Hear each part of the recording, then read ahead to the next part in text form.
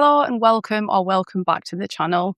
So this is part 2 of the nutrient series that I'm doing. So if you've missed the first one was iron, and you can catch that here. But this is the second topic, and today we are going to be talking about potassium. So if your plants are growing slowly, have yellowing edges, or they look weak despite proper CO2 and iron, potassium might just be the missing piece of your fertilization routine.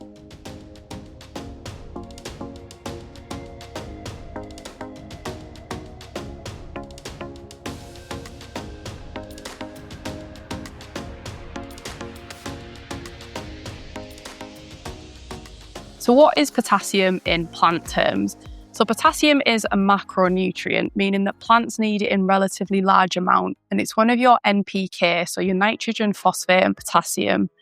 And it's generally needed in higher amounts than phosphate, but usually less than nitrogen.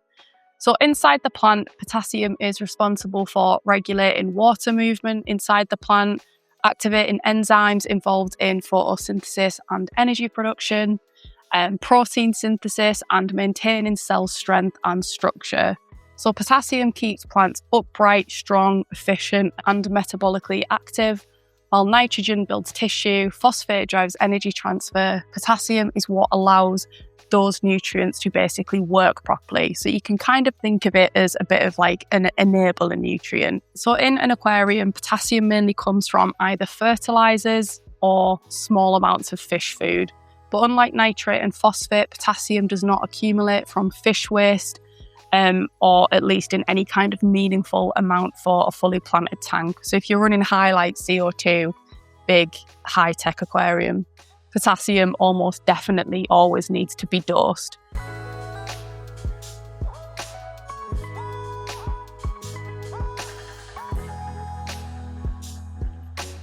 But something to bear in mind is that if you have soft water or like a low mineral water source, you're using RO, you might need to dose potassium a little bit more consistently.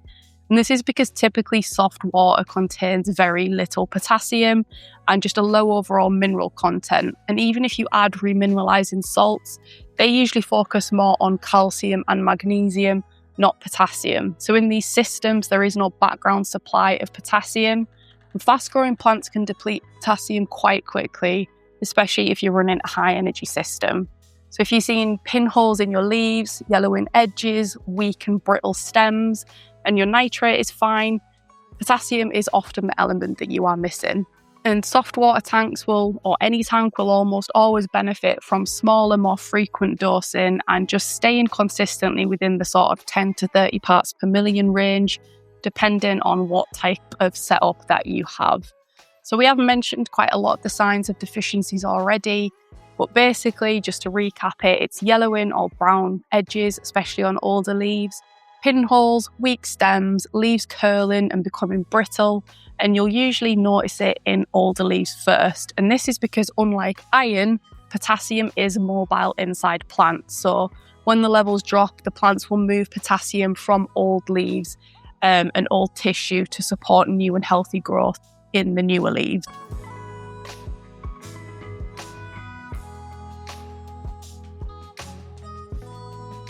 So as we've mentioned, in terms of how much potassium you should use, generally 10 to 30 parts per million, and highlight and CO2 tanks usually benefit from sort of like the higher end of that scale. But remember, it's all about consistency, not necessarily chasing numbers. So when you go shopping for a potassium supplement and when you're dosing it, if you check out the bottle or if you read anything about potassium online, you might see that it comes in different forms. So you have potassium sulphate and you have potassium nitrate. Now, potassium sulphate is probably more like the norm, and that's great if nitrate is already sufficient because it adds potassium without raising nitrate. Whereas potassium nitrate adds both of these things to the aquarium, which can be useful in high energy setups, though it does make sort of tracking your NPK ratios a little bit difficult and a little bit harder to control. Now, you can buy dry salts and things like that and mix them, and I have seen people sort of do that, especially with the potassium nitrate. But for the most part, I believe that most fertilizers like for example, C-Chem, which is what I use, just use normal potassium sulphate. And it does just make things easier to control because you know exactly what you're adding. So still sort of like on the topic of dosing, does it matter how you dose it?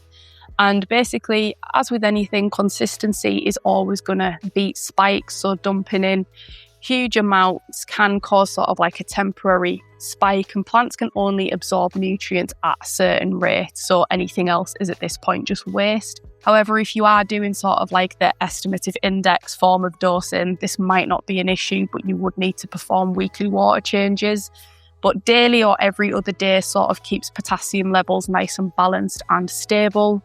And potassium doesn't work in isolation, so even if your potassium is adequate, low phosphate or anything else, will still obviously limit the growth of the plant. So think of it in terms of balancing everything. It's not just a single nutrient.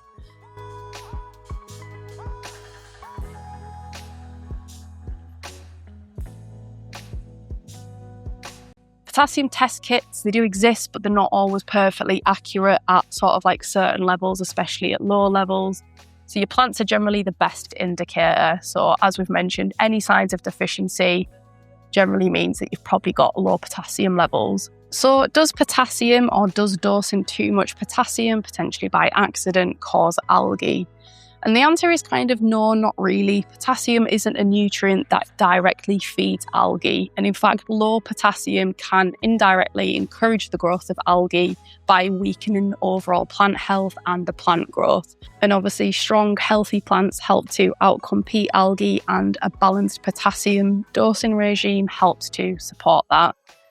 So all of that is to say that potassium, just as every other nutrient, is absolutely essential. It keeps your plants strong. It helps support other nutrient uptake. It enables healthy growth. It prevents like classic pinhole deficiency. And remember, if you're running soft or RO water, you may need to be a little bit more mindful of dosing. If you neglect potassium, your tank will show it, even if everything else looks dialed in. So hopefully that gives you a little bit more insight into potassium and why it is so important in your aquarium. Thank you so much for watching. There will be an episode 3 hopefully coming shortly as we continue this deep dive into all the nutrients that your aquarium needs in order to be healthy. And again, thank you for watching. If you like this, please don't forget to maybe, if you want to, like and subscribe to the channel. Really appreciate it. Really helps me out and allows me to create more content for you. And I will see you on the next one.